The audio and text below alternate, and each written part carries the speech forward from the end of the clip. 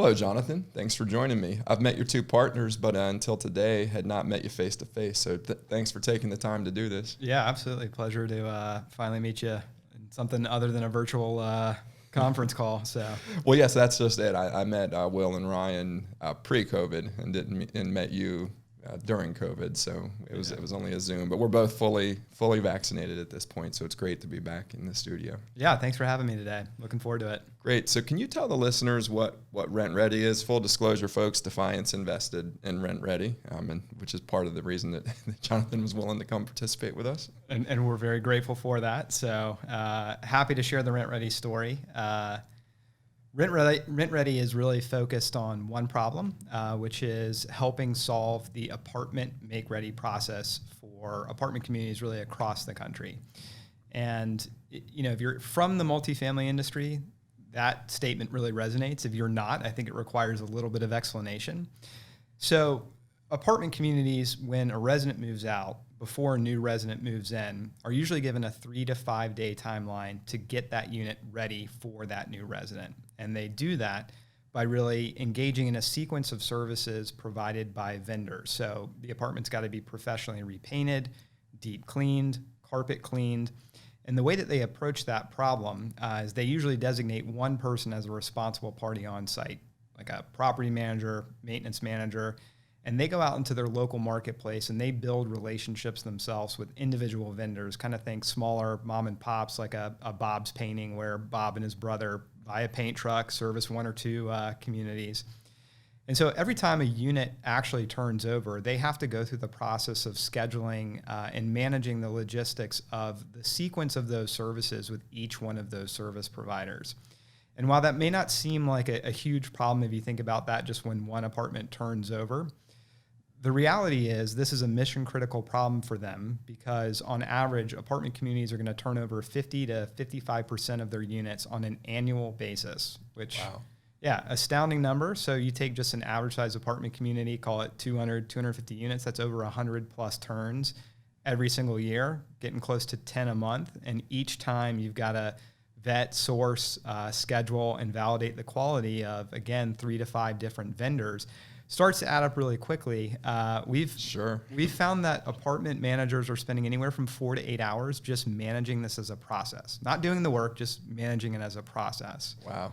So just to put a little bit of perspective on that, because I spent some time running my friend Rob Finlay's business Lobby, which a big part of what the value proposition in Lobby is helping them to understand what is the value of my properties. And it turns out a lot of the value of a given property is tied up in, I take it, you take a cap rate and then you're going to divide the cap rate. You're going to divide the net operating income into the cap rate. And so the longer it's sitting vacant, you're not making money. The less money you're making. And I think cap rates in Charlotte, for instance, are around 5 right now, which means your value is 20 times your trailing 12 months revenue, if I understand it correctly. So if you can show that type of an improvement, and that's pure profit going to the bottom line, because you're also improving costs, I presume, but if you can just shorten the amount of time before it is rent ready and therefore rented, that 100% of that drops to the bottom line. And when you're multiplying by 20, it's a very tangible return on investment for these buyers, I'm sure. Yeah, absolutely. It's huge and it's mission critical. And if you just kind of draw the parallel in your own personal life, like anytime you had to subcontract anything to a handyman, plumber, electrician, you name it, I'm going to guess, that process of finding them, vetting their quality, scheduling them, probably not a 10 out of 10 experience. I'm laughing because my fiance is in residential real estate, and she works with a lot of investors, and they turn a lot of properties, and they come in and they do the build out. So in her case, she has a network of those people, and that's a big part of the value prop for her customers, because it is not an easy process, and she's doing it one single family home at a time. I can only imagine 100 turns in one building. And by the way, these property and asset managers, they're not exactly underworked as it is. Right, exactly. They've got day jobs. They do have day jobs. They should be focused on resident experience, property preservation. And you're right, that problem magnifies on a weekly basis, monthly basis, certainly an annual basis. And the reality is they don't have time to do that. And I think what's most astounding is they're not really given the tools or a formalized process to do that today. So they truly will do this manually. They will use a whiteboard. They'll draw a matrix on that whiteboard. They'll list the units that they have coming up that are not going to renew their lease. They'll enumerate all of the services in the sequence, and then they'll pick up their cell phone and call each vendor one at a time and confirm, can you do it on this date? Can you do it on this date? If anything changes, that whole board has to be erased. They've got to redraw that board. And so that's super problematic for them. Again, you're right. They don't have time for that. And so our goal at Rent Ready is to really systematize that antiquated process. And so we consider ourselves to really be building a marketplace. So if you think about any kind of business to consumer technology driven marketplace, like an Uber, a Handy, a DoorDash, we're doing the same thing. We're connecting vetted service providers with apartment communities who have a need for those services. Matching those two together and connecting them and managing the sequencing and logistics of that entire workflow. So just by virtue of the fact that we're a single service provider, we've already improved their lives dramatically. And then we want to layer value on top of that. So it's a very, very different approach than how many people in the industry view this problem today, who frankly, I don't think realize what a huge problem this actually is. Sure, absolutely. So what is your guys' progress at Rent Ready to date, both in terms of the capital you raised, the customer acquisition, financial performance, however it is that you guys think about progress? Because obviously everybody thinks about different things when they talk about progress. Yeah, certainly. So we launched in Charlotte in 2016. Handful of clients, call it 10, 15. Obviously not day one. It takes time to get there, and it certainly feels like a giant mountain you're climbing. And so we track progress in terms of customer adds really through ARR, because this business has an incredibly seasonal component to it where there's dramatic increases in need and usage in the summer, kind of mimicking the traditional real estate life cycle that you see throughout the year. And so we kind of ended 2016 when we launched the company at about $2.5 million in ARR. And that is amazing. Yeah, it was a huge year for us. Yeah. Tremendous growth, and kind of came out of 2020 at around a $9 million ARR. Wow. So we're servicing probably 158, 160 clients across the three markets that we serve. Now, when you say 158 clients, is that apartment buildings? Because I know some of your clients own multiple apartment buildings, obviously, some very big ones. So when you say clients, is that the commercial real estate owners, or is that the apartment buildings? Yeah, it's an interesting question. It is the apartment buildings, but I think we really try to draw a parallel between the person who's running that building as our true customer as opposed to the building itself. And then also because we are a platform and we are a marketplace, we also consider our service providers to be customers of Rent Ready as well. If we don't provide them an exceptional work opportunity, great tools to manage their business, we can't service apartment communities. And so making sure both sides of that equation are balanced and that we're providing an exceptional experience to both sides is critical for us. It's almost an aggregator. You're really aggregating supply and demand, right? Like the more customers you have being property managers, the more you can attract the vendors. But you have to have the vendors, or either side wants the other one. They really want access to each one wants access to the other one. Yeah, it's the classic chicken egg dilemma. Certainly a challenge when we started the business, always going to be a challenge. And I think that's where we lean heavily into the use of technology to help provide predictive analytics around where demand is headed based off usage and dynamic assessments of that usage, where supply is headed. That really helps inform our objectives as a business to make sure that the two sides of that platform are in alignment and that we're making the right investments to ensure that they're both healthy components of the marketplace. So for your contractors, anybody who's tried to do any construction project in Charlotte knows right now these people are busy. Yeah, hard to get them to return your call. So they're not. I imagine that they've got plenty of demand already without you. Is your value add that you simplify their lives for them, and that I can imagine that you help to keep things on track, and they're spending less time doing demand generation and more time actually generating revenue. Is that part of the appeal for them? Yeah, that's definitely part of it. We try to help provide a support system that allows them to focus on probably why they got into that business in the first place. What do they love doing? The trade or the skill that they're actually providing, whether that's being a painter, being a journeyman maintenance technician, being a resurfacer. And you're right, like when you go and you try to sell these services as an independent contractor directly to these apartment communities, you're essentially running a small business. You're doing sales and marketing, invoicing, customer service, your own scheduling and logistics. And we take all of that off their plate for them and help provide that management layer on their behalf so that they can focus on what they're really good at. But I think there's a few other competitive differentiators that really make this a great place for service providers to work. I think first and foremost, the way that we pay is critical. So, if you are a subcontractor working directly with an apartment community, you're going to be put on fairly standard payment terms, call it 30, 45 days. Pretty traditional for the industry. We're paying folks on a weekly basis, which is a huge differentiator, and I think certainly improves their quality of life, ability to manage their own personal finances, and so that's a huge difference for us. And then also the use of technology. So if you think about managing your own business as a sole entrepreneur, you probably don't have super advanced ways of taking orders, keeping track of those orders, keeping track of invoicing and payroll.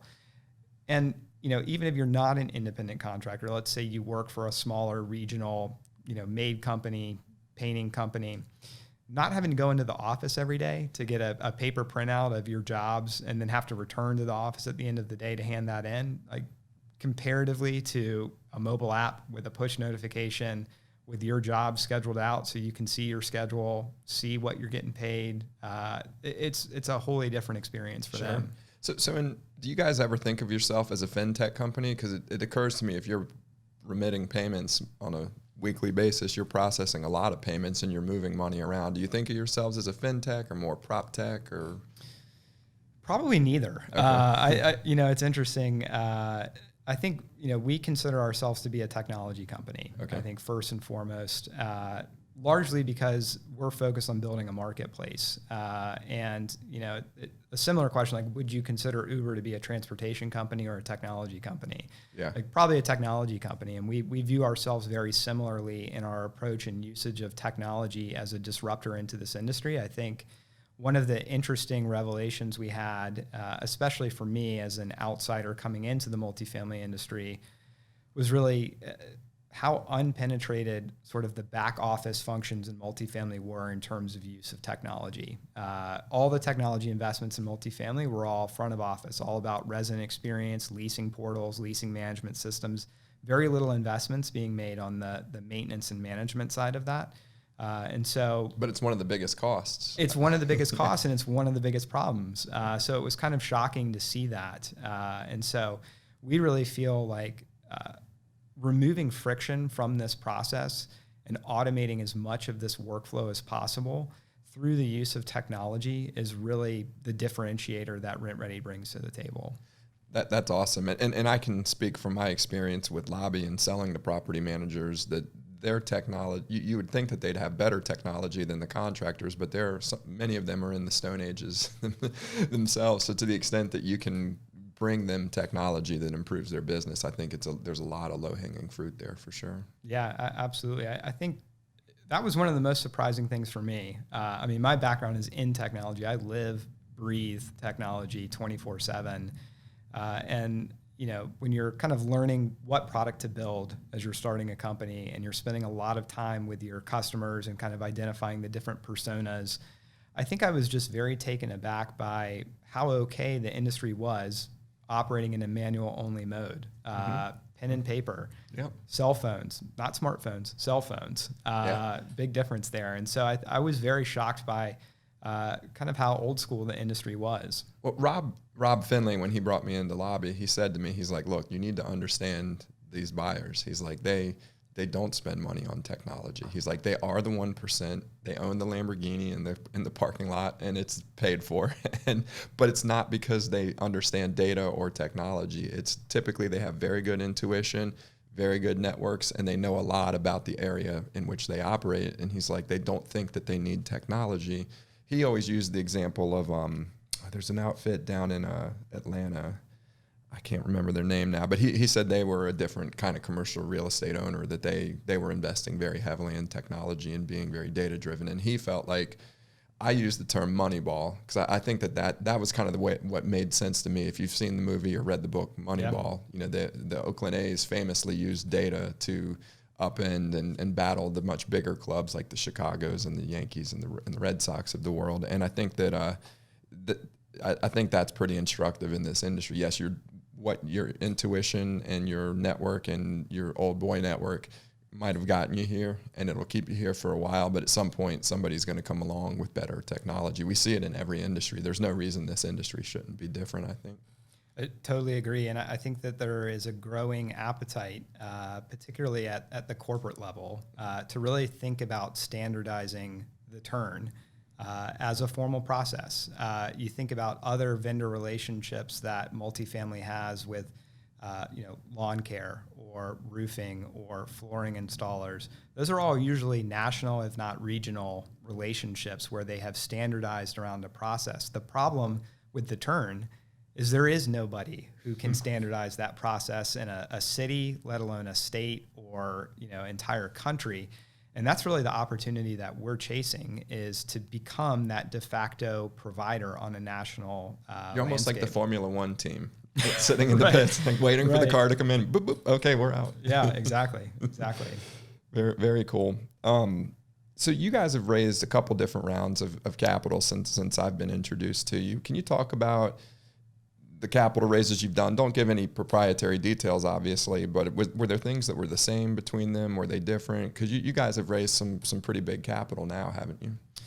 Yeah, so we just came off a Series A round, which was a really tremendous accomplishment for us, and felt certainly very validating in terms of where we are. Did GrowTech lead that investment? Yeah, so GrowTech. Congratulations, that's a top shelf investor, obviously. Yeah, thank you. So we built a great relationship with Don Rainey at GrowTech, and I think for us, like, we view an investment is not just a check, obviously, but a partnership. And so certainly we were looking for, a group that really met a certain set of criteria, people who had multifamily experience and had made investments in other companies in the multifamily space, people with a high level of product expertise, and people who also had exposure to building and running companies that were operating marketplaces.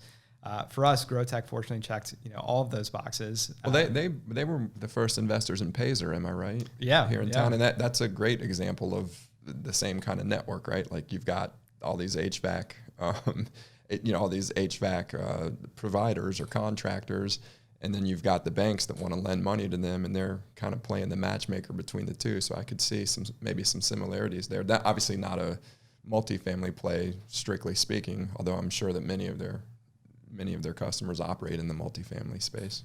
Yeah, and Don has been tremendous in terms of helping make connections for us so that we can continue to grow and learn from other companies' past mistakes and really see how they're doing things. So, for us, that was huge. In 2018, we raised a seed round to really kind of kick things off. We had largely at that point really just been in Charlotte. We were all from Charlotte. It was a safe place to kind of vet the hypothesis of what we were working towards, and kind of slowly launched in Raleigh at the end of 2017, and realized that if we want to keep approaching this, we need a little more capital. And so raised a smaller seed round back then, which was tremendously helpful in terms of growing the team to approach expansion into new markets. And, I think there's a lot of similarities, but also a lot of differences. If you think about a seed round, it's really about a signal of faith and an idea that is, just barely germinated. And although I'll point out, you guys had $2.5 million in ARR in 2016, so it's not as quite a seed round as some of the listeners may be thinking because we see seed round asks that are pre-revenue and no line of sight to revenue. So you guys were in I think a much better place from that perspective. That is true. I would say we have not taken the traditional startup route. Certainly, we have approached this I think very methodically and in a very conservative way. We were super scrappy. I mean, I'm sure every entrepreneur who started a company is going to tell you that. But we didn't take any capital for a number of years, and really wanted to make sure that we could build something that would really last and really work outside of Charlotte. And we're very intentional about how we grew slowly. I think a lot of companies have great ideas, but they don't have solid unit economics to really back those ideas up. They don't have true product market fit, and a lot of false positives can lead you down a path of expanding way too quickly. And so we chose very intentionally to be conservative and slow in our approach. There are lessons you'll learn when you start the company in one market, totally new set of lessons when you try to understand how to run that in multiple markets. And so learning those lessons up front for us was critical before we actually sought out true venture capital funding. So Series A for us it really meant that we had kind of hit that unlock where we felt like we had a great business idea, the correct business process and technology built to support that idea, and we're really ready to scale. And that was really the intent behind this round, is to prepare our company to start scaling this idea on a national level. That's awesome. Well, you've got a great partner in GrowTech. They were also behind Passport, which is obviously a wildly successful outfit. And I'm from the DC area originally myself, and that obviously is where they were born, and they've had a great track record for a long time. So that's awesome. It's so nice to see homegrown Charlotte startups attracting that type of attention, because it's famously known that we don't have a lot of VCs here. I've always argued that we don't need them. It doesn't matter where a VC is from; they'll find you. They'll find you for sure, or you'll find them. Yeah, or you'll find them. They're looking for a rate of return, not an address, as a friend of mine liked to put it. I completely agree with that. Yeah. So you mentioned that you were in technology. What was your background prior to starting Rent Ready? Yeah, so prior to joining and helping found Rent Ready, I was at Microsoft for 6 years. I've heard of them. Yeah, pretty familiar company. Was always a dream of mine to work there, and was fortunate enough to get a position here in Charlotte. Actually, they've got an office in Charlotte, and started probably the very first day I could post-graduation. Wow. And I was just chomping at the bit to get started as quickly as possible. And so I started in really kind of account services as sort of a strategic advisor to a number of customers in the Southeast, many of whom are technology companies themselves. And so that was a tremendous experience for me in terms of really understanding like the criticality of customer service. And I know that gets drilled into everybody's mind, but I think until you live and breathe a true customer service role, it's really hard to learn those lessons. Some of them you learn the hard way. Yeah. And so for me, that was a really foundational experience. And you kind of have a couple of choices at Microsoft, and this may sound ironic, but you can kind of choose to go down a non-technical route. So kind of continue to invest in customer service or finance, or you can choose to get more technical. And for me, that was always a desire. And so I moved into a technical consulting role within a special group at Microsoft that focused on sort of strategic operational planning. So I was living out of a suitcase, working with Fortune 100 companies every day, flying out Sunday night, getting back Friday night. I know that consulting lifestyle well. Yep. But you learn a lot, and you get to see a lot of different industries. I mean, unless obviously you're stuck on one client that whole time, but typically you're moving around pretty regularly. And that to me is the exciting part about that type of role, is just the exposure that you get. 100%. Yeah. You learn things to not do, you learn things to do. It's a lot like serial dating, where you're just kind of, quickly getting exposure to how so many other companies think about solving problems with technology. It was absolutely incredible, and just some of the experiences and stories that you gain from that, you'll just never forget. Yeah. Were there particular products you were focusing on, or? Yeah, so there were really a subset. So really all focused on operations. So things like System Center Configuration Manager and Operation Manager. Those are products that really don't even make sense in today's world anymore. This is all kind of pre-cloud explosion. But back then they were huge, and those those products were all about driving operational excellence in how you run a technology system or platform. Very cool.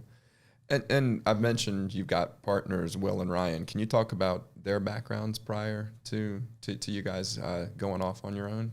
Yeah. So the idea of Rent Ready really came from Ryan. So Ryan had incredible experience working in the multifamily industry.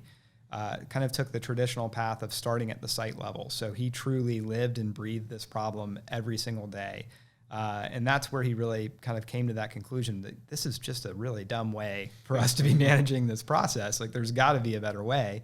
Why isn't there a company that does this? And worked his way up the ranks in multifamily, became a regional manager, worked for corporate, worked on vendor relationships there. And so his background and experience. How old is he right now? He strikes me as so young. It's just crazy that when I hear he was working his way up, and he's been at Rent Ready for a while. He must have very early on gotten into this and worked his way up very young, because he's still a young guy. Yeah. We're all mid-30s. Okay. So everybody looks sub 30 to me. I'm 44. So. Is that the mark? Is 40 the mark? Yeah, 40 is where you get old. Yeah, okay. Well, I feel like I'm 40 these days, but I think, that's actually one of the interesting things about the multifamily industry is how quickly you can progress your career in that industry. It's interesting, like reflecting even on the customers that we've dealt with day one back in 2016, interacting with a leasing agent. So not even a property manager, but a leasing agent who we work with now, who's, a regional vice president in 4 years' time. Wow. To me, I've never seen an industry that really promotes so quickly, but I think it's a testament to, hard work in that industry is recognized and people are promoted quickly if they have the capability. So super cool. And again, Ryan's experience has been tremendous in terms of helping us identify this problem. This is his idea, and it's a great idea. Will's background is really more in the finance side of things. So he's a PE guy. He made his life really evaluating business deals and evaluating how to help grow companies, setting strategies for those companies. And so his business acumen in terms of helping make sure that we set up really the goals that we have for ourselves as a company, the way that we evaluate really our addressable market, the way that we build pricing, payouts, like he's really the brains behind how this all functions. And so I think we're super fortunate in that all three of our skill sets are completely different. And that's really, I think, one of the strengths that we have is how well we play off each other in terms of those different backgrounds. Yeah, it certainly feels like if the Venn diagram of your skill sets and interests, the less intersection you have, the easier it is to figure out who does what. Yeah, absolutely. And, it's interesting, like for anybody, one question I get is like, what advice do you have if you, for someone who wants to start a company, as an example? And I think my number one piece of advice is find a partner who's nothing like you. Yeah. I think that is, critical in terms of both sharing the burden, but also making sure you've got diversity of ideas when you're approaching problem solving. Yeah, I agree. It's easy to try to create an echo chamber, and an echo chamber is not going to help you through the dark times that inevitably happen in a startup. You don't want an echo chamber. You want, let's talk this out. Let's figure it out. Let's have our ideas clash and let the best one win, or let them combine into even better ideas. I think that's a much more effective way. Absolutely. So, how did the three of you come together? You mentioned Ryan came up with the idea, and how long was it from when Ryan pitches this idea to you and Will to when you guys actually start Rent Ready? Yeah, it was a slow burn. I'll say that. So, all three of us went to Carolina together. Kind of knew each other, through various social circles. I actually grew up with Will. So we went to middle school together. Oh, cool. High school together. And very early on, probably oddly so, like probably at age like 13 or 14, we both kind of immediately identified someday you and I are going to start a company together. Very cool. Don't know why, don't know what it'll be. And so for years, as our careers took different paths, we were constantly kind of pitching ideas back and forth. Is this the one? Is this the one? And after college, Ryan kind of came up with this idea and started kind of slow selling this to Will. Like, this is a huge opportunity, underserved market, underpenetrated from a technology perspective. And of course, Will, a PE guy, starts running the numbers and realizing this opportunity is huge, and he's absolutely right. It's totally greenfield. And the two of them kind of said, all right, this is a great idea. We should start to do this. But one problem, none of us have any background in technology. And so at the time, I was living in Seattle, kind of on my third and final act at Microsoft, working in a product group that was building some really cool new sort of remote diagnostic software using sort of pre-Microsoft Azure technology that we were given advanced access to. And at the time, I was just super blown away with just how powerful that was, how quickly you could take a business concept to scale globally. And that's when I got a phone call from Will and said, it was a very innocent question, like, what do you know about scheduling software? I was like, well, not much, but I think I could learn pretty quickly. And so he kind of explained the idea to me, and I flew out to Charlotte to visit my family, since I'm from here, over Christmas and the holidays. And we started to talk about it really seriously. I was not convinced yet, but I agreed that I would help them try to kind of think about this from a systems perspective. And that quickly turned into every single night sitting at my kitchen table, listening to music, working on what would become the initial platform that we would run the company on weekends. And then it kind of got to that point where it was just so fun and so exciting. And Will was just so convincing that I realized I think that we're on to something. It's time to do this. And so quit my job on a Wednesday, got in my car on a Thursday, made it back to Charlotte on a Saturday, just drove as quickly as I could across the country with my dog, essentially nonstop, 20-hour days. And got here on a Saturday night. We all went out and celebrated and got drinks and started working on Monday morning. So very cool. Did you have mentors coming up along the way that made you want to go out on your own, or made you think about when you're 13 and 14 well, I guess that wasn't, you weren't in that conversation. They were talking at the age of 13, 14. But for you, did you have mentors coming up that talked to you about going out on your own, entrepreneurship, that sort of thing? Interestingly, no. This is just kind of in my DNA. I've always wanted to do something like this. I've always wanted to. I'm just incredibly attracted to the idea of coming up with an idea. I know that sounds silly, but I love creative arts, creating things. That when I was younger, I originally wanted to be a movie director. That was my dream, to be a movie director. I with friends in high school, built a movie company, and we would make videos and built websites where we would stream them before YouTube. And just that process of creation and sense of ownership, I think, was always instilled in me. But nobody ever kind of suggested or encouraged me to go do that as a profession. Wow. Which is kind of unique. But I would say I think the best piece of advice I got from any mentor, and certainly I had great ones at Microsoft, was if you're not scared as hell of the next thing that you're about to do in your career, it's not the right thing to do. Yeah. And I think that's great advice. That is good advice. Tried to live by that. So. Yeah. No, I agree. And I think you can take it to any aspect of your life. If you aren't afraid of the next workout you're doing, maybe you don't need to be afraid of every workout, but I think things that you're afraid of that you go do and then you realize I shouldn't have been afraid of them, I think that builds something. Momentum, yeah. Yeah. Builds momentum. And I think those small achievements are huge to reflect back on. So I agree. I often talk about scaling a startup as it's really an exercise in analyzing all your different processes, because there's 20 or 30 things or 40 or some number of things that that your company does at any time.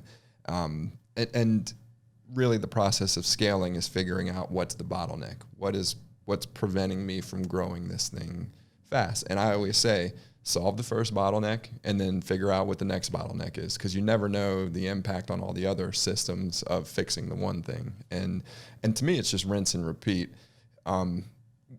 What is the current bottleneck or opportunity at Rent Ready? What is it that you guys are focused on right now that you need to figure out to break open to the next level of scalability? Yeah, well, I think you're exactly right. It is just moving from one bottleneck or problem to another. It's like that classic trying to lay a carpet in the room, and you get one corner down, the other one pops up. Yeah. It's the same exact thing. For us, I think it's really about how do we build provider networks at scale. Mm-hmm. So we have very much taken an approach of really building a platform for apartment communities to connect directly with individual contractors. And I think for us to scale, we've got to figure out how to unlock the bottleneck of how do you add to the supply side of the marketplace at a faster pace. Mm-hmm. And I think there's a lot of ways that we can potentially do that, but that certainly has been a big bottleneck. And I think, for us, one of the learning lessons that, if I could rewind the clock 4 years and sort of refocus where our perspective is, when you start, you're very focused on who pays you, who pays the bills as your customer. And they are your customer, absolutely. But I think the nuance of a marketplace is that you really have two sets of customers. Mm-hmm. And, if you think about driving the outcomes of the customers that pay you and what they want to see, there are different inputs that can do that, different levers. We just focused exclusively on customer experience. And really, we should have been focused on the provider experience. Like, how do we build the best supply in this marketplace as possible? And so for us, a bottleneck for growth at a more rapid rate will always be, how do we make this the best place for a service provider to work so that we can continue to attract the best workers to provide the best service to our customers? So that's a big challenge for us. So it sounds like for you, you probably have a lot of oscillation back and forth between, okay, we've got the provider network in a good place now. Now we need to get more customers because the two are so synergistic with not customers, but we need more owners on the platform now because we've got the network and we need to keep them busy. Yeah. It's a seemingly simple problem when you explain it to somebody, but then when you start to peel back the layers of the onion, there are so many facets to monitoring and managing supply and demand. Everything from location to skill set to personality, fit. And making sure that those two things remain in balance as you manage a business, again, that has a tremendous seasonality component to it and dynamic usage on a month-to-month basis. Both sides of that platform are unpredictable to a degree. I mean, there's some level of prediction that we can create into our platform, but some of it's unknown. And so for us, we approach that very much as a data science problem. And you have to manage that in each market because each market is different. It's not like you can take if you've got a global or a national supplier, it's a little bit different, but it's not like, Bob's Carpeting in Charlotte can help you in Austin, Texas, right? You're absolutely right. Yeah. And so every time you think about launching a new market, you are starting from ground zero with that chicken egg problem. Mm-hmm. Wow. Very interesting. So talk to me a little bit about how you guys got your first customer. I always like to hear about the first customer because to me, that's the hardest. Yeah. So, it's interesting. I kind of view the first customer as being two different customers for different reasons. So when we started the company, again, didn't take seed money behind the idea. It was really, let's just build this on our own. We'll figure out how to make it work. We won't pay ourselves. Like, let's just figure out the problem and try to just make money to keep the lights on. And so you're doing a lot of scrappy things. So it was really a spaghetti against the wall kind of concept. Like, what do apartments need? We'll do it. Doesn't matter. You need us to blow out your breezeways and get the leaves out of the breezeways? We'll do it. Yeah. Which really meant me and Will and Ryan strapping on leaf blowers and going and doing it ourselves. And so... Did you have a Ghostbuster car? Yeah, exactly. Yeah. And, it was an interesting experience. And so... I think we really started by kind of making the sale on things like that, smaller things that had nothing to do with where we really wanted to take the business. And then made a pitch for something that we absolutely could not service, which was a renovation project at a really large kind of student housing driven community in the university area here in Charlotte. Got the deal, and then it was the, oh shit, like how are we going to service this kind of moment, and really started to try to build out people who could help us facilitate that. The process of doing that made us realize, okay, now we've built this network of providers to service this very time-bound project. Mm-hmm. We always knew that at the end of the day, what we really wanted was something that had repeatability, and we always wanted to focus on the turn. And really that process of kind of the spaghetti on the wall approach allowed us to realize, yes, we can build these networks. Let's now apply those networks of providers to a problem that is consistent, predictable, and repeatable. And where we really want to go. And where we really want to go. Yeah. And so for a year, we kind of lived in that nowhere land where we were doing a little bit of everything, kind of learning how to again, just keep the lights on, and just worked our butts off to do that, and then kind of hit that inflection point of, all right, we've got the network now. Let's go sell this. Yeah. And so, I think a lot of tech companies are that way for a different reason. With Level, in the very beginning, we would take work from anybody doing anything. And we knew that some of the work was shitty and more painful than it needed to be, and we didn't want to be in that business forever. But I was a big believer, if we can just build a critical mass of really, really smart people, then we can sell whatever we want. And there was just a point where we could feel it, that like, okay, let's stop doing all the other work that we used to do. We've got the team now. You have to come to us. If you wanted to do DevOps or public cloud in Charlotte by 2017, you may not have hired Level, but you had to call us. We were in the mix because we had 90 of the best engineers in the city working for us. And so I was a big believer in that. And we see it with a lot of tech companies, and a lot of the founders that I interview talk about that. Like in the beginning, it was just, how do I get a customer? That's validation. It's a source of cash. It's a good learning experience. But it is interesting when you're finally able to flip and say, okay, now I'm going to sell what I actually want to sell. How long was it before you guys felt like, we don't need to take any more of this work? We've built the network. We've validated. We're doing what we want to do. We're going to stop doing all the other things. Yeah, it probably was a 9 month to year process. And I think you're right. Like, when you start, you don't have the luxury of saying no, quite frankly. And it is a little scary to say, okay, now we're going to draw a line in the sand, and this is what we're going to do moving forward. And we have faith in that. But it took us about a year, I think, to build that confidence. And then when we did, you really start to see the power of, again, really what we're focused on and the repeatability of that. And then it becomes a much easier problem to solve and to sell. And so, that was an exciting moment for us, but also a terrifying moment. Sure. So you talked about the early customer acquisition. How much more sophisticated would you say the process is now of finding new customers? Pretty different. I mean, I remember early days, I would get in my car with my dog and just drive any known strip of condensed multifamily, whether that's, Albemarle or somewhere out in the university area, and just every single day, door by door by door by door, yes or no. And if you say no, I'm coming back tomorrow. Yeah. And so we've hand-to-hand combat. I love it. That's right. Yeah. Or guerrilla warfare. If they said no, I'd bring in the dog, because that was always a good closer. And so,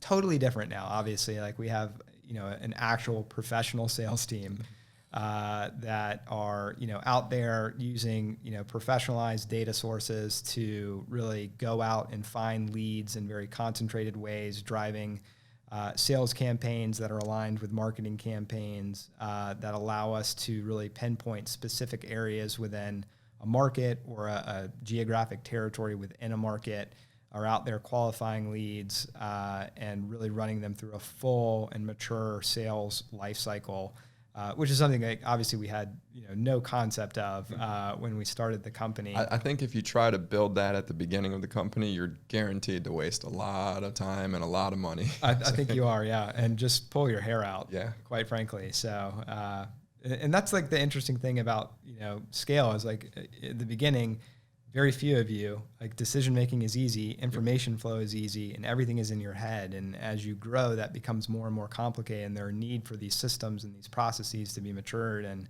that's a natural evolution and certainly night and day in terms of where we are today. So. Yep, absolutely. So obviously you guys service the commercial real estate market broadly. What do you think most entrepreneurs get wrong about commercial real estate? And I realize you're in multifamily more specifically, so maybe we could talk more about multifamily. But if we could talk about commercial real estate, that would be great too. But first off, do you think because you've said multifamily a lot, do you think of broadly commercial real estate, or is it really just multifamily? And what do people get wrong about whichever of those two you think matters? Yeah, I think for us strategically, longer term, it is commercial real estate.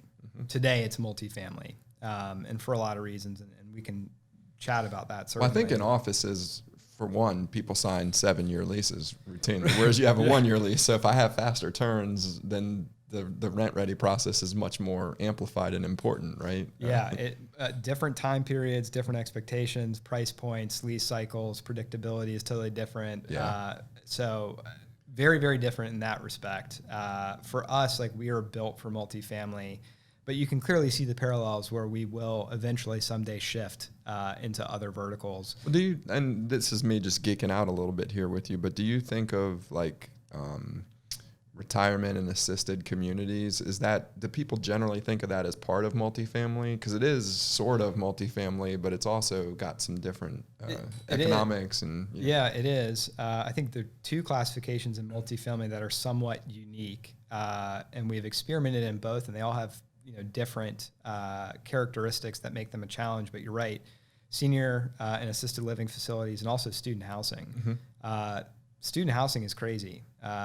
They're not turning with they are turning with predictability, but it's just 100% all at one time, which is a very different problem and not really one that we have built our company to service. But we certainly have had some experience working with senior living before. Mm-hmm. That also follows totally different life cycles, obviously, in terms of when they actually have a need. And so certainly less predictable, but certainly something that we can help service. I don't even know how those work. Do people ever buy those like condos, or are those more like apartment and multifamily?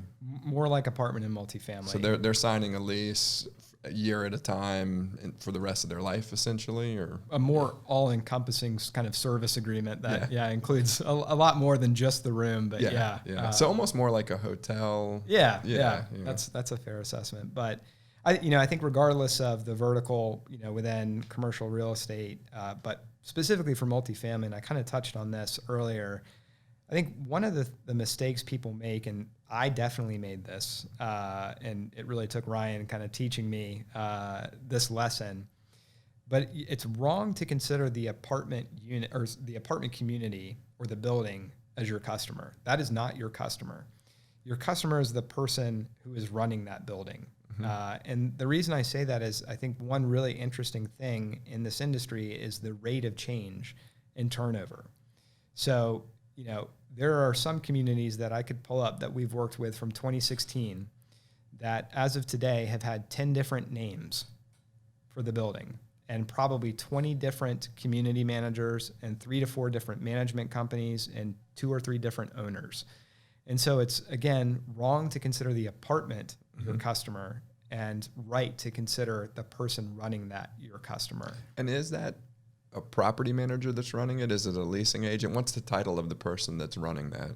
Yeah, for us, we work with, and it's an interesting split and dynamic, and I'm not sure why it kind of pans out this way, but for us, on site, it's either going to be a maintenance manager or a property manager who's running the turn process itself. I think on site, the property manager is really responsible for obviously driving leases. Mm-hmm. And again, it's a weird dynamic where in some circumstances we're serving the community or property manager directly and they are managing the turn.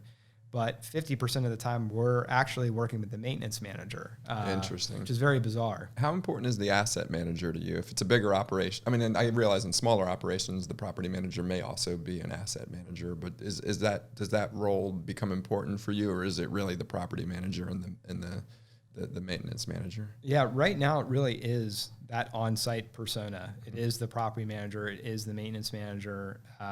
Again, I kind of alluded to the fact that I think there is appetite at a higher level, whether that's an asset manager or a regional manager, to be involved and help standardize this process. And that's certainly a growth opportunity for us when we think about selling top down. But in terms of the scope of vendor relationships that an apartment community will have, the turn is the one vendor relationship that the on-site persona is responsible for. Okay. Which is uniquely different than all other vendor relationships, which are usually dictated top down. I think that's going to change over time. And again, I think that is a gap in the marketplace, and a gap that we're trying to fill, where we can be that provider that can service communities in a top-down way. That raises an interesting point that I hadn't really considered. You've got a couple very large clients who own multiple apartments. So when you build a relationship with, and I don't want to say any of them by name, but with any of these large commercial real estate owners, do you still have? It sounds like you still have to go in and sell hand to hand to the individuals that are running each individual property. Absolutely. So while we may sell it top down, you win it bottom up. And so that's a great way of putting it. You sell it one way, you win it the other. Because I've owned a reseller business, a value-added reseller business before, and we would build relationships with the Red Hats and the Microsofts and the Amazons of the world. But where we won the day was in the hand-to-hand combat with the individual sales reps who are being told, bring in channel partners to help you close these deals. And so even though we had Red Hat, Microsoft, Google saying, okay, we have a partnership now, you can sell our services, it really was. So I guess it's a very similar dynamic there that I hadn't considered before. Yeah, very similar. And it's interesting. I think one of the reasons that is true, because you kind of have to stop and ask yourself, like, well, why is that? Like, why is this the last thing that on-site teams are responsible for managing and making these levels of decisions? Is that, and again, I think this was a really surprising thing for me to wrap my head around, coming from a different industry, was that there really is, again, no standard process or set of goals that are actually measured on-site that relate to the turn. So as an example, a regional manager or a regional vice president might say, like, we have a goal of turning apartments in 5 days. Well, that's great, but nobody has any way of actually tracking that. So they actually have no idea what the asset performance is, because there is no way to track that information. And I think that's a huge opportunity for us when we think about the value of working with RentReady, is that we can tangibly prove that we can reduce turn times for on-site teams, because we're actually tracking that across multiple vendors, which is something that no other company can do today. And I think that lack of transparency up in terms of reporting up around what the performance actually is relative to the turn is one of the primary reasons that they've just kind of left that as an on-site process to be run.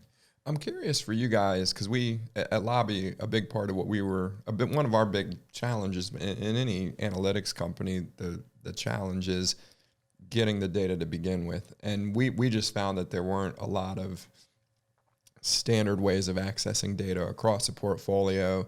Just getting rent rolls, for instance, could be challenging at times. Is that a challenge for you guys as well? Because you need the data about when are people moving out. And I don't know, I'm assuming that some of your owners probably can say, hey, here's everything and it's right here. But I've got to imagine a bunch of them don't really know how to provide you access to that. Is that a really high touch process for you guys? And do you ever see that being something that's easier to automate? Or? Yeah, I think it's split, and it certainly adds to the complexity of that supply-demand problem that I talked about. If obviously you have a more organized community or regional manager who can provide you that lease roll 30, 60 days in advance, super helpful and planful. And the reality is, like, they know that information. They are given 30 to 60 days notice when a lease is not going to renew. To your point, that does not mean that that's when you are going to get the information as a service provider. And that has certainly been a challenge for us as we try to think about how you plan and predict how to service these communities when 50% of them are ordering 30 to 60 days in advance, but the other 50% are ordering 24 to 36 hours in advance. Wow. And so that's a challenge. And again, that is something that's not measured or monitored, which is why that's happening, right? If you think about it, like if they're not monitoring when the lease is expired and not going to renew, and when an on-site team member is actually placing order for that service, they're going to do whatever they want. And so for us to be able to report back on that, and that's something that we can do today in terms of when the order was placed versus when the service is needed, that's incredibly valuable information the further up the chain you get within a management company. And for us, we view that as a friction point for many reasons. That is something that drives a lack of reliability in that entire process for an on-site team. I mean, you can want what you want, but you're not always going to get what you want. And so, driving enforcement around that as a process on site is something that we think helps remove friction from this entire process and improve it. And so one of our strategic goals longer term is to really automate, again, the entirety of that workflow. So plugging directly into leasing platforms like the Yardys of the world. Yep. RealPage, Yep. like you name it, ops technology, so that when a resident doesn't renew a lease, that's triggering a workflow on our platform that's automatically scheduling those services on their behalf. So, I mean, I can't think of a easier process than I don't even think about it and it just gets scheduled for me. Yep. Totally different. And you can clearly see the value that provides really at every layer in the multifamily industry. Yep, absolutely. Yeah, it is interesting because there's even before that, there's an NTV or a notice to vacate that happens. And there's all these things that happen that hint at, hey, this may be happening. And then there's it actually happened. And my experience is they might not even know when it actually happened or have it in a way that it's easy to unlock and hand over to a vendor like yourself who can then say, okay, how do I shrink this from 6 days to 4 days? Or It's interesting too, like when I talk about a lack of technology penetration on the back house side of this industry, like you can hear that when you talk to some of these people. And it's really interesting, like this problem exactly, right? You get an NTV 30 days in advance. Or even before that, a bad Yelp review or a bad Facebook review or Google review. Right? Anything, right? There's all these leading indicators that... Yeah. And so, okay, if you knew that they weren't going to renew and you knew that 30 days ago, like, why are you calling me the day before? Yeah. And, the responses are really interesting. I think it's one of the challenges for us is to figure out how to, one, automate that process and build value in their understanding of why that is a benefit to them. But like the responses I think are really fascinating. It's like, well, that's just the way I've always done it. Like, yeah, I knew about it a month ago, but I just didn't want to schedule it. Like I would prefer to just call you the day before. And so like that is a challenge for us. And I think that is an area where technology certainly will help us disrupt that behavior and that process to really ultimately lead to the outcome that communities want. Yeah, no, I agree. And there's so much low hanging fruit there. It's amazing to me that somebody would think, oh, I should just call you the day before and you take care of it. Right. Yeah. But it happens. So I'd like to shift gears a little bit and talk about COVID. Maybe first off, big picture, can you talk about what's changed in your industry as a result? As somebody on the outside looking in, it seems like not much. Rental rates, at least in Charlotte, haven't gone down. Prices haven't gone down. But what have you seen that's changing in your industry broadly as a result of COVID? Yeah, I think there was immediate reaction and change for a period of time. And I agree with your statement. Things are certainly returning to normal. I wouldn't say that they are 100% normal, but really in the aftermath of kind of the discovery that the United States went through in kind of the March, April timeframe, there were immediate changes, certainly. Communities closed their doors. Offices closed. Common areas closed. So gyms, theater rooms, like you name it, those all closed. Accessing vacant units was far more difficult. Restaurants closed. Right. Yeah. Everything closed. Right. And so that was certainly a challenge across the board. I think. It's interesting though because everybody stayed home. which is part of commercial real estate as well, right? Multifamily and homes. That was the one place you had to be. You couldn't go to any of these other places. Yeah, that is interesting, and I think it's wrong to view this as like an economic downturn. Mm-hmm. I mean, certainly that is true. I view this more as a psychological event, and I think that the psychology of what was happening, especially early days, dramatically influenced behaviors. And I think one of the behaviors that changed was people just didn't feel safe moving. Mm-hmm. And so you saw a lot of programs in the industry pop up to really discount renewals, to keep people in units and to prevent them from moving, which I think was obviously great for both parties in that circumstance, but obviously impactful to us as a service provider. There was obviously, moratoriums across the nation around evictions. And so in general, like the move out, move in behaviors completely changed overnight. And, national statistics kind of show that it's still trailing behind like what you would typically expect on an annual basis by probably about 10 to 20%, depending on what market you're looking at. That's, again, improved and we're getting closer to normal again. But those first 2 or 3 months, I mean, good grief, it was terrifying because everything changed overnight. We couldn't sell into apartments because they weren't opening their doors. People weren't moving out, like things just shut down. So for your business, is it safe to say it was definitely a negative in March and April? Was there a point where it became a positive? I think you guys had some offerings that you were quickly able to provide that were related to COVID. Is that correct? Yeah, so it was dramatic at first, and it was very much a war room-like mentality where we were, all huddled together 8 hours a day. What are we going to do? What are we going to do? Huddled together on Zoom, I hope. On Zoom, right. Yes, on Zoom, virtually huddled together. And, it was interesting too, because it was a slow drip of information. So you didn't really know what the impact was.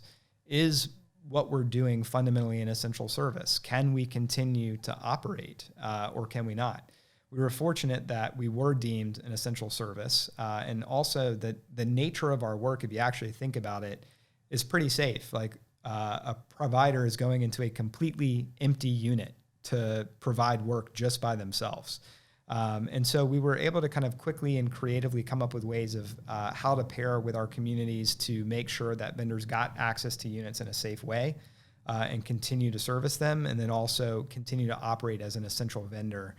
But we realized that there certainly was other underserved needs for the multifamily space that we could quickly pivot to. And one of those was providing disinfectant service directly to apartments. And so it's hard to remember, but if you think back when this first started, the big panic was really around, can I contract this virus from a surface area? Mm-hmm. And many people thought that you could. I think it's since been proven that that's not true, or certainly the statistics around it are really low. My understanding is that it can't, but if anybody I tell that, they're like, no, that's bullshit. I still should be using my antibacterial. And I'm like, no, actually, you probably shouldn't. Like, you're destroying a lot of bacteria, not just the bad ones. But I agree. I think that there's a lot of confusion around it. And people still to this day, I still see a lot of disinfectants out for people who, and look, it's not a bad idea to disinfect things, especially when I'm moving into a place where another family was living that I know nothing about. Yeah, it definitely. And if you just think about the density of the living arrangement in multifamily, like you are condensing a lot of people into a smaller space. They're sharing common areas like mail rooms, the office, laundry facilities in some circumstances. And again, there was this big psychological impact and fear that you could contract this from a surface area. And there was need, and we realized like we could serve this industry specifically by applying techniques of disinfectant application through electrostatic spraying into both vacant units whenever a unit actually does turn over, and also into common areas. And so we quickly put a plan in place of how are we going to provide this service? How are we going to attract service providers who are willing to work with RentRedi to serve these spaces? How do we take advantage of really the infrastructure and teams that we have in place who can't sell normal turn service, can't serve normal turn service right now, but these disinfectant companies they don't have the bandwidth to go and sell to multifamily, and it's a super easy, repeatable business for them. Let's partner together and figure out a way to serve this industry. And so we partnered together with a few providers and quickly spun up the technology to service this as a new service offering in a self-service capacity through an online portal. And within a matter of 30, 45 days, took this from an idea to we're actually operating in 20, 25 different markets across the whole country, markets we don't even service today, without putting a single employee in that market, doing all virtual sales, all virtual delivery, and really just providing the plumbing or the infrastructure of connecting these disinfectant providers with these apartment communities.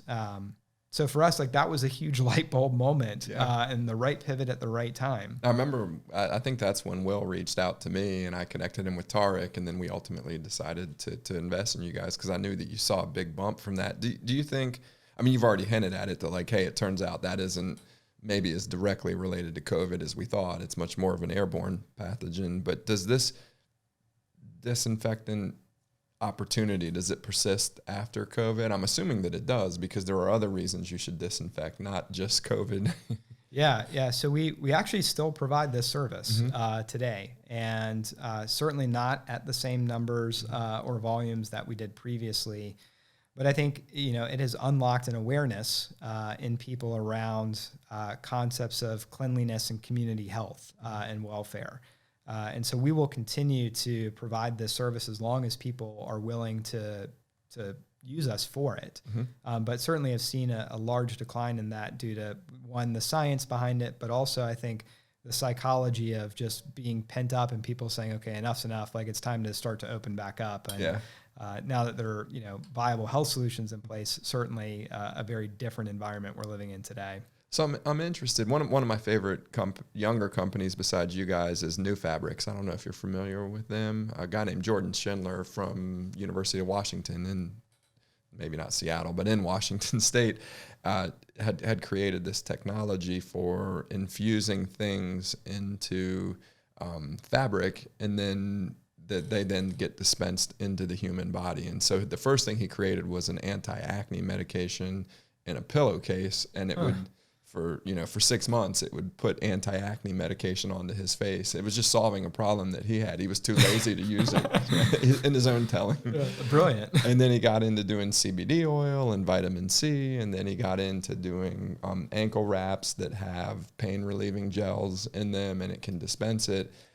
And during COVID, he discovered that he could, number one, manufacture N95 masks, which we'll recall there was a huge shortage of N95 masks for a while, which is why they delayed on the mask mandates and were actually recommending doing the opposite, not using them. But he was able to quickly spin up manufacturing for N95, but then he was able to put antimicrobial copper into it, which would also fight. It's a very, it's antimicrobial. It kills the virus. And he sold 1 million masks in the span of, I want to say, 10 days. It's absolutely absurd. Wow. And so the question I'm asking you, I remember talking to Jordan and saying, hey, when COVID goes away, what do? How do you consolidate those gains and turn it into a business? And how do you not lose that momentum? Because those sales eventually we're going to get back to a homeostasis. We got enough N95 masks. We don't need to buy 1 million of them a week, and at greatly enhanced prices. In your case, how do you take the gains that you made from this disinfectant solution that eventually is going to slow down? It's not going to be a source of growth, but how do you take the fact that, hey, we got this big bump up because of it, and how do you turn that into sustainable gains? Yeah, it's a good question. I think for us, the learning lessons of how we approach that fundamentally have changed our strategy as a business. And what I mean by that is the experience of how quickly we were able to launch markets, first and foremost, without really any personnel in that market. And the way that we did that was unlocked really through the concept of partnership with pre-existing providers. And so, you asked what is the bottleneck of the business? It's building provider networks at scale. And yet somehow, in a service we've never provided, we were able to build a national provider of the service in a matter of 30 to 45 days, delivering thousands of these services on a weekly basis. That was truly kind of just, again, that unlock light bulb moment of, why aren't we doing this with our normal core turn business? And so for us, like, that has changed the go forward strategy and how we approach build out of provider networks and thinking about working with established companies and providers as opposed to continuing to exclusively solicit kind of the individual entrepreneur or the individual 1099. I think there's room for both of those in the model, but the key to unlock and scale is really, how do we figure out how to build product and process and service of companies like that? So you can take what you learned with disinfecting on a national scale and do it with core turn, things, or really any service if you think about it, because we've got the plumbing to do that. And I think, the other big change there was that we sold a lot of that service in a top-down manner, which is not something that we had done before. We always believed in the grassroots bottom up, word of mouth referral, like build a great reputation. And we had never approached it in that fashion. So for us, those two learning lessons on both the sales side and also the provider side, to us, along with like the use of technology to drive the majority of interaction with that client base, as opposed to, again, kind of that technology adverse group that we deal with today who just want to text you or call you. I think we quickly realized, like, we can be more efficient as a company, we can grow faster, and we can grow more intelligently if we take that same strategy and playbook that we applied to providing disinfectant service and apply it to our core business. Awesome. So when I think of multifamily, a traditional multifamily owner, I think of three functions. There's asset and property management, which may or may not be one category. For whatever reason, I lumped them together. Then I think about finance. Like, how do I fund this? Do I raise equity? Do I raise debt? Do I refinance? I can oftentimes reap great cash flow benefits by refinancing. So I think of finance as a separate function. And then I think of acquisition. Which properties do I buy? When do I sell? Right? From my perspective, I think it appears you guys play squarely in the asset and property management space, right? We've talked about this a lot today. Are there opportunities for you to expand into finance or acquisition, or are they is it such a pure play, this is how I improve my asset management and my property management? Yeah, I think there are tangential benefits that we can provide to acquisition and finance that we have not done a great job of articulating or approaching those groups as a way to sell. And I think a classic example is really the concept of stability. When you think about acquiring an asset, many groups will, just by standard policy, clear house of all providers, or they'll come into a situation where work is in flight and they're not really sure who the vendors are, what's actually happening on site, what the unit inventory and that turn process actually looks like. I think that's an area where, when a new group acquires a community as a new asset, we actually can provide tremendous value in terms of being a stabilizing force of, when that new management company comes in or new ownership group comes in, we've got your schedule. Here are the next 10 to 15 turns that have already been booked. We will maintain that schedule for you. Here's when you can expect them to be turned. And by the way, like, from a finance perspective, here's your standardized price point. One of the things that's really interesting in the Series A raise process, like, we had exposure to a lot of really great contacts at really large multifamily groups, and what was really interesting, because we're always probing and asking and trying to validate product market fit, is it's not rare or uncommon for a very major group, even in a single state, to have 80 communities under their purview. And when you ask them, how many painting vendors do you use across all 80 communities? The answer is probably like 70 to 80. And then you ask them, well, what does that mean from an accounting perspective for you? Mm-hmm. Like, can you tell me how much your average turn costs? Crickets, which is crazy. If you think about that, like these very large professionally run companies not being able to attribute cost to the turn and understand what their price points are across an entire portfolio. Well, it seems to me you could make the same argument on acquisition. I want to go buy this property. Let me find the opportunities. Well, if their turns are inefficient, then that's an obvious answer, right? Like we can find, because you're trying to arbitrage. You're trying to find, okay, what's the rest of the market missing? Well, if I can reduce these turns from 6 to 4 days, I can drive $10 million of value in this apartment building overnight. I mean, that is an acquisition question, right? That's absolutely. Where do I find the opportunities? Yeah, absolutely. So, while we are built to really service the on-site team members and really make their lives easier, I think we add value at every layer, kind of based on those conditions. So, and I realize that it's probably more of Will's purview than yours, but when you think about investors for your business, how do you weight the importance of somebody having experience in multifamily versus finance versus prop tech versus technology? Like what is it that you're looking for in an investor? I mean, selfishly, we looked for all of those things, and we wanted all of those things in terms of really the network of investors that we have built. I think they all add value at different levels. I mean, from a commercial real estate perspective, like being able to validate product market fit is huge. Being able to be connected to decision makers and purchasers is certainly huge. So from a client acquisition perspective, that makes perfect sense as an investor for us, and certainly is something we have taken advantage of, definitely during the rollout of that disinfectant service across the country.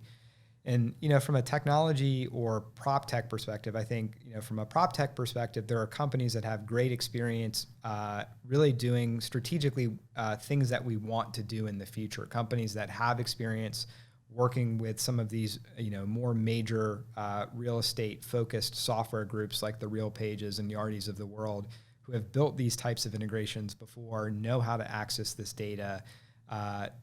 That's valuable insight for us in terms of where we're headed in the product that we want to build. And from a pure play technology perspective, I think it's great to have, the advice that we're given around how to build good product. And again, I kind of talked about, going down the wrong path of focusing on who paid us as our customer and really where our product focus was. And I think, you only get advice from people who have been down that road many times before. And really through connections that have been made for us by, Don and others, you get connected to people who help clue you in and say, like, no, you are focused on the wrong customer, and therefore you are building the wrong product.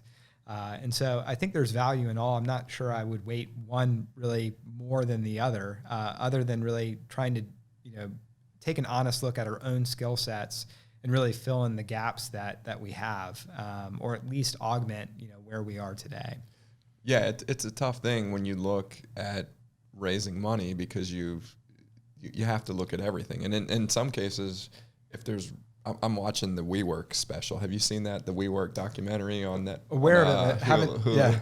Haven't watched it. I've been watching it, and Adam found just the best investor ever from one perspective, that it was just dumb money. SoftBank. They just pumped tons and tons of money, and that's very alluring. And if somebody offers you some strategic value, but the terms are bad, there's a point where you just walk away and you say, I don't care how many doors you can open for me, you're robbing me blind. And it's hard.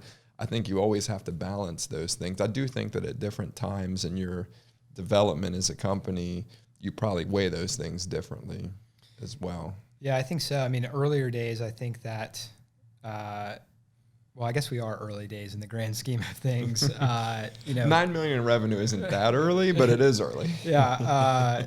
For us, I think client acquisition as a door that can be opened by an investor is something that if we don't feel, and again, I talked about being very conservative and methodical in our approach, if we're not actually ready to flip a switch and just scale nationally, client acquisition is no help to us. In fact, it's actually probably a detriment to our future growth. Like, we do not want to implode because we're growing too fast. I mean, I think a lot of advice you'll get is that companies don't fail because they grow too slowly. They fail because they grow too quickly. And that is not something that we want to repeat, which is why, I think for us, prop tech, technology of investors, advice, connections that can be made for us are huge. I think we'll get to a point where our systems and our process are at a point where we can scale much more rapidly, at which point, in a future round, potentially like that client acquisition component coming from a CRE perspective is probably far more valuable. So that's great advice. So shifting gears just a bit, how involved does RentReady get in the local startup ecosystem? I mean, I feel like you guys have been under the radar. From the minute I met Ryan, I was like, why isn't anybody talking about this company that did $2.5 million in ARR their first year? But how have you guys come out of your shell a little bit? Do you get pretty involved in the local ecosystem? I would say we're somewhat involved. We certainly have been very under the radar and somewhat private. Again, I think some of that's intentional. We are a startup. We view ourselves as one, but we also are very conservative in our approach to how we go about these things. Like, we're not the kind of company that, again, to your point, like year one does really well and goes out and beats our chest and says, like, look at us, like we're this great startup. But I do think like there is a tremendous value in the network of startups here in Charlotte. And we do certainly keep in touch and contact with many founders. There was a group of founders that kind of met for lunch on a monthly basis. Really all the big names that you can think about, across the board, Ecos. What about 2U? Do you guys have any connectivity to 2U? Yeah, Okay. Will and Alex talk very frequently. And actually one of the benefits, I think, of like the larger ecosystem, and when you think about how it's kind of changed, is different companies are at different stages, and being able to watch another company that's a stage ahead of you go through something, and then being able to ask them and validate, how they approach that and the lessons that they learned from that process certainly were helpful. I mean, Alex and Will, I know, talked numerous times before we raised the Series A about their experience. Same thing with their seed round. And so, we're always trying to stay connected, maybe not in the most public way, with a lot of these folks. And, when we can, certainly try to participate in events locally as well. Awesome. So what's changed the most in this local scene since you've been here? And obviously you had a different prism when you're working for Microsoft. I think visibility, certainly. I think the PR aspect of people going out and talking about what they're doing has changed dramatically. I mean, I feel like I can't log on to LinkedIn or Charlotte Business Journal without seeing some kind of update around a company, where I don't really remember that being the case 4 or 5 years ago. And I don't know if that's just a change in the way that people approach how they want to communicate their successes, or if it is just an increase in the success of Charlotte startups. But that is definitely a big change. Yeah, I think Avid's very obvious success, and Passport, to a smaller extent, but still a tremendous extent, has increased people's interest for sure. And once people are interested, it isn't just Avid and Passport that benefit from that. It's everybody else. Yeah. Because all of a sudden people realize, oh, wow. There's quite a few. There's a bunch of other stuff going on. It isn't just Bank of America, Truist, and Wells Fargo. Yeah. So great people to compete with for tech talent, by the way. Yeah. Oh, yeah. Lots of fun. Yeah. So are there any resources for startups that you think people should take advantage of here, whether here in Charlotte or globally speaking? Yeah, I mean, I think from a Charlotte perspective, at least my experience has been that every founder I've interacted with is incredibly receptive to sharing their experience and providing advice. Like, no questions asked. Like, you email somebody, you're going to get a response. And I feel like that's kind of rare. And maybe that's a Charlotte thing, maybe it's not, but super inclusive and welcoming community for sure. And then I think... So it sounds like you would recommend meet other founders Yeah. and Yeah. talk to them, especially ones who have been more successful for longer. Yeah. Yeah. But also those who haven't been. Yeah. I mean, I certainly That is a have, great resource. That's a great point. yeah, I certainly have some friends who have tried, a couple times to start companies, and it's just not gone the way that they wanted. And ironically, I think I have learned more from them than I have from those who are successful. Failure is a much better educator than success. Yeah, for sure. And I mean, I think outside of that, I mean, there are tons of, really interesting, like regional kind of pitchathons, like in Atlanta. Techstars is obviously huge. We've done a few events like that, but I think those are certainly great avenues in terms of trying to build support for an idea that you have or a company that you're trying to start. Is there any resources specific to commercial real estate or multifamily that you routinely recommend to people? I mean, from a market perspective, the associations that exist in each market for us have been tremendous in terms of, I mean, obviously they're a selling opportunity, but if you're just interested in the industry, like there's no better way to learn than to join that association. And that's both at a market level, but also a national level. And again, I'm kind of more tunnel visioned on multifamily, but the National Apartment Association is a tremendous resource in terms of data and data analytics around everything from rent rates to occupancy to turnover rates, like where the industry is headed, what's being built. And so tremendous resource that we certainly take advantage of. Awesome. Well, look, Jonathan, this has been great. I appreciate it so much, you coming in and chatting with me. I'm looking forward to the next one, maybe after your Series B or Series C, or maybe when it's your ringing the bell. Yeah. But very appreciated for you coming in, and congratulations on all the success. It's very well deserved. The three of you guys are, I think, are on to something. You're probably going to have lots of other successes, but I'm glad that your first go around together, you're having this much success. It's really cool to see. Yeah, thanks, John. I really appreciate you having us, and again, your commitment to the Charlotte ecosystem and publicity of all the hard work that folks are doing out there. Awesome. Thanks, man. Yeah. Cheers. Have a good weekend. Cheers.